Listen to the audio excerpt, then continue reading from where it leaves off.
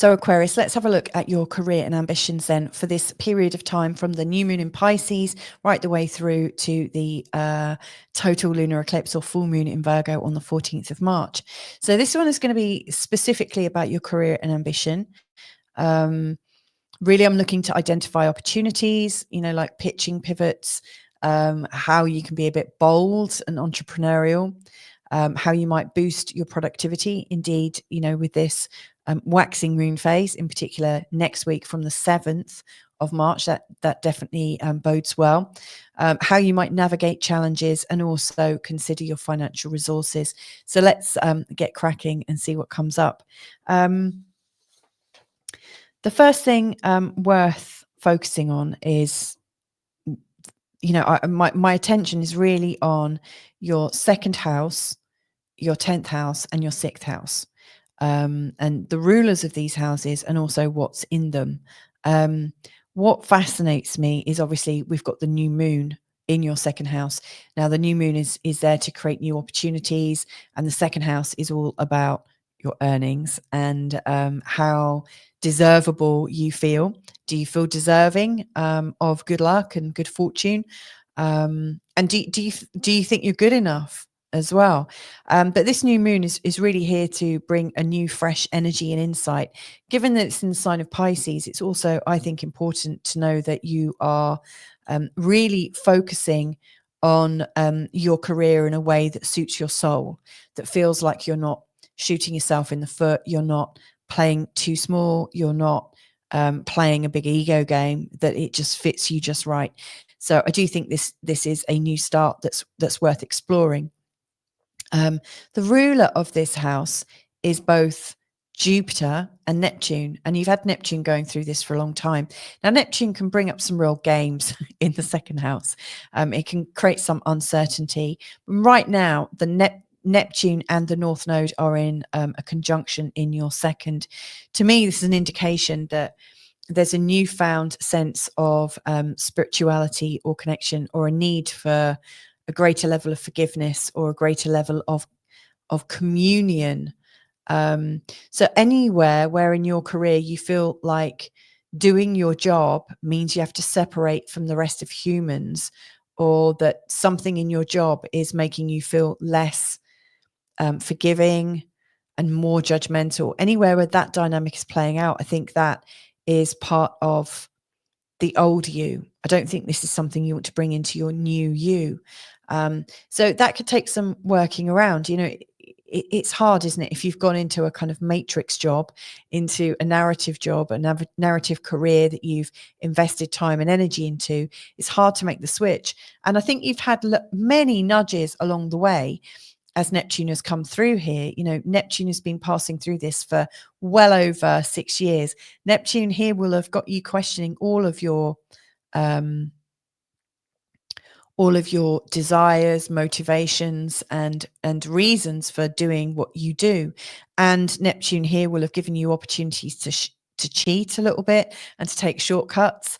It would have tempted you in quite a few different ways, but right now you're getting the purer ends of Neptune connecting with the North Node. It really feels like it's time to connect and commit to what is absolutely playing out in your authenticity. So this new moon could be big, and anything you can do to re-envisage and re-envision your career, I think is going to help you massively.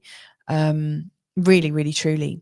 Now, your like Jupiter is in a square with the moon, the new moon, and will be in a square to the total lunar eclipse later on, on the 14th of March. So Jupiter, which is one of the rulers here, is going to be creating a bit of a distraction. So I do feel that you're having to make these decisions, and yet it's not comfortable. It's not a comfortable process. It feels like you're having to think about how you earn money, and yet your moral code, or it feels like it's not quite in alignment with your soul. So it's like, how can you get that balance? How can you make it work for you so that you don't feel like you're selling your soul all the time? To me, that feels really important. And Jupiter here is really saying there's extra creativity at your disposal, but it could be disruptive. So I do think this whole process is a bit of a disruption pattern for you. Then we've also got Pluto, which is one of the rulers of your career, and also Mars being the other one. Now, this is interesting because, you know, Mars is here. He's going through your 6th house. But for, you know, for the longest period of time, that's how it's felt. Since the 6th of December, you know, Mars was going backwards into your 6th house, which has a lot to do with your effectiveness. And now Mars has finally gone direct. I love the fact that Mars is gone direct again from the 24th of Feb. You know, he's empowering your 6th house. He's empowering you to get a lot more organized. So I do think anything that you want to do to clear away the clutter, to get clearer about your I don't know, like your KPIs, your SOPs, your standard operating procedures, whatever it is you need to get clear on. Mars is there leading the way. Mars is saying, come on, let's get this done. You know, he doesn't want to hang around. It feels like you've been stagnant for a while, and Mars is wanting you to get moving. This will also have a knock-on effect in terms of your career. Now, of course, Pluto, the other ruler of your career, is right on your ascendant. Again, this is another nudge that whatever you do has to be in alignment with who you believe yourself to be. So again, this could be playing into a bit of a dilemma, because if you've built yourself a career in a direction and you've got comfortable on it, and you've earned money on it, feels good, blah, blah, blah, you might not want to kind of get off your cozy nest egg and retrain in something that feels more authentic. But, you know, Pluto here, you know, in the last couple of years, I'm sure Pluto would have been giving you loads and loads of nudges that it's time to change, that the old you was dissolving away, and that there's this new personality coming through. And now is the time to accept that and to kind of run with that, as far as I can see. Now, this is all good. One thing I will say is later on this year, around the end of April, Mars and Pluto will be in an opposition, not for the first time in this recent skirmish. This will be the 3rd and final time that they're in opposition this time round.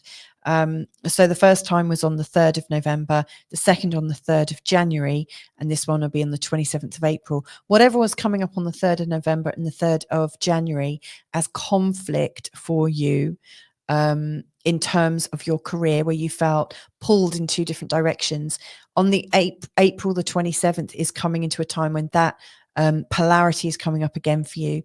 Hopefully this time you'll be able to resolve it. I mean, you might have resolved it back in January, but to me, it just feels like you're being pulled a little bit. But that's not to say that you cannot make a way forward right now. I really think you can progress with Pluto's mission coming, Mars's forthright nature coming forwards. I think that's going to really help you. And finally, the moon, you know, being the ruler of your 6th house, I think it's really beneficial that the new moon is in a trine with Mars. It's going to really get you moving in a great way. The fact that both the moon and the sun are going to connect with Saturn, one of your rulers, in the 2nd house, both of them are going to connect with Saturn in this 2-week period. To me, this is an indication that whatever you need to be able to make these changes, it's there for you. You've already got it at your disposal. You just don't realize it yet. So there you go. I hope that's helpful to you to understand some of those challenges, some of those productivity queries, and to understand the opportunities. I hope that's helpful for you, Aquarius, and I look forward to connecting again with you real soon. Lots of love.